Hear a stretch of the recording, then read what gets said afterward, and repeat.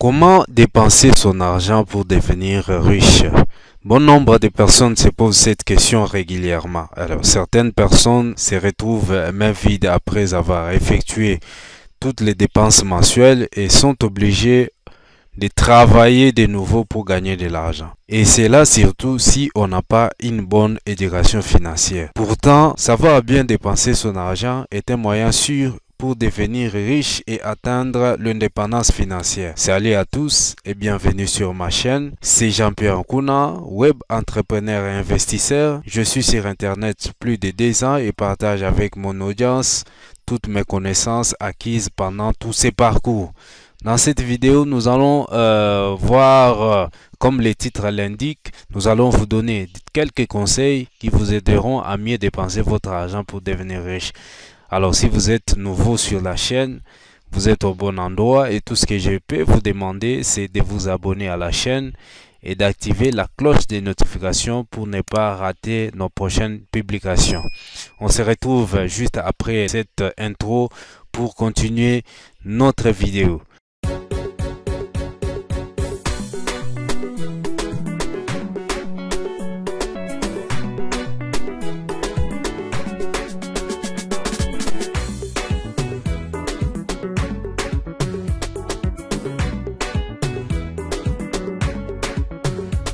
C'est quoi d'abord être riche? Selon plusieurs dictionnaires que j'ai consultés, le mot richesse signifie abondance de biens ou de revenus. Cependant, la richesse dépend d'une personne à l'autre.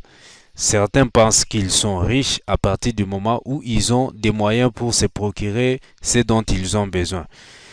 D'autres, malgré des revenus d'argent élevés, se considèrent pauvres du fait qu'ils sont incapables de faire ce que leur cœur a besoin. La richesse se mesure par rapport aux revenus moyens des individus selon leur pays. Nous pouvons donner l'exemple d'ici en Afrique, parce que moi je suis africain, je vis en Afrique, précisément en République démocratique du Congo. Si vous avez un revenu mensuel de 2000 €, vous avez la possibilité de payer une voiture et vivre convenablement. Alors que le même montant en France ne vous permettrait pas de vivre à cause du train de vie différent de l'Afrique. Vous savez très bien que la France, c'est un pays où le train de vie est un peu élevé par rapport aux pays africains.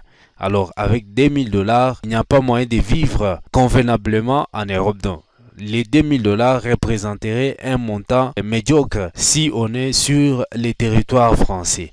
Alors que ces mêmes montants en Afrique peut nous aider à subvenir à nos besoins par rapport au train de vie qui est en Afrique.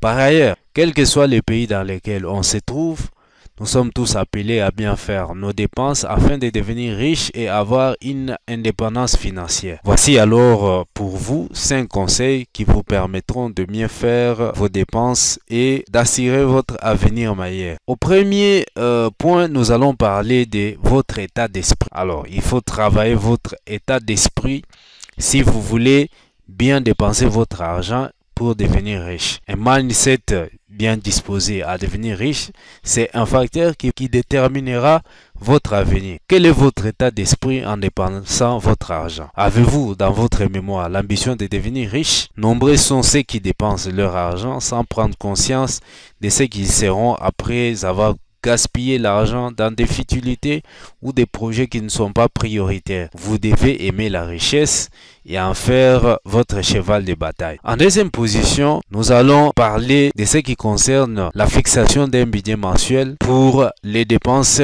que l'on doit effectuer. L'erreur à ne pas commettre est de considérer tout votre salaire comme votre budget du mois. C'est vraiment une erreur à ne pas commettre. Il faut faire la différence entre ces deux fonds. Pour mieux dépenser son revenu, il est important de définir un budget mensuel. Pour définir ce budget mensuel, il suffit de faire l'inventaire de vos charges fixes. Alors quand je parle de charges fixes, nous voyons les loyers auxquels vous ajouterez vos charges variables pour connaître le montant global de vos dépenses mensuelles. Alors il ne faudrait pas que cette somme soit supérieure à votre revenu. Donc vos dépenses doivent être inférieures à vos revenus mensuels. Si c'est le cas, vous devriez y remédier rapidement. C'est-à-dire, il faut chercher par tous les moyens que vos dépenses soient en dessous de vos revenus mensuels. Notez tout ce que vous achetez pendant une période de 3 mois. Vous verrez à quel point vous dilapidez votre argent dans des choses inutiles. Alors, il faut donc déterminer vos dépenses quotidiennes pour mieux dépenser votre argent. N'achetez rien en dehors de ce que vous avez prévu dans votre budget. N'oubliez pas de noter toutes vos dépenses quotidiennes, quel que soit leur montant. Et en troisième position, vous devez réduire vos achats impulsifs. Et quand je parle des achats impulsifs, ce sont des achats que l'on fait sans prendre le temps de réfléchir à la nécessité de ces derniers. Nous sommes aujourd'hui dans une société de consommation et on est sans cesse tenté d'acheter à cause des stratégies marketing des entreprises qui nous vendent des produits de plus en plus attrayants. Alors, nous sommes confrontés chaque jour à ces stratégies de marketing à travers le panneau publicitaire dans le riz et dans les moyens de transport, les publicités à la télévision, les publicités sur nos téléphones via les réseaux sociaux et les promotions dans les magasins. On est susceptible de craquer facilement face à cette stratégie. Alors certes, il est difficile d'y résister, mais il n'est pas impossible. Les moyens les plus faciles pour résister est de bien réfléchir avant tout achat en se posant cette question. Ai-je réellement besoin de ces produits? Cette question vous aidera à réduire considérablement vos achats impulsifs à chaque fois que vous êtes tenté par un produit.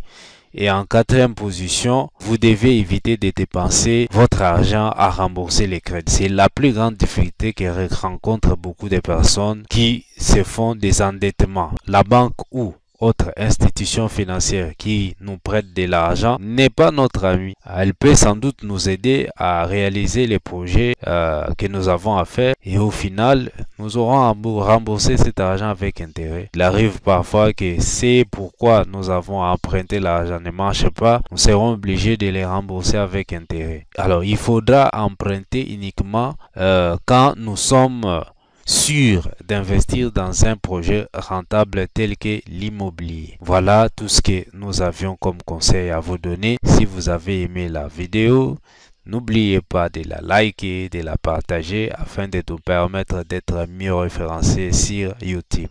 Quant à nous, nous vous disons au revoir et nous vous donnons rendez-vous pour la prochaine occasion. Ciao!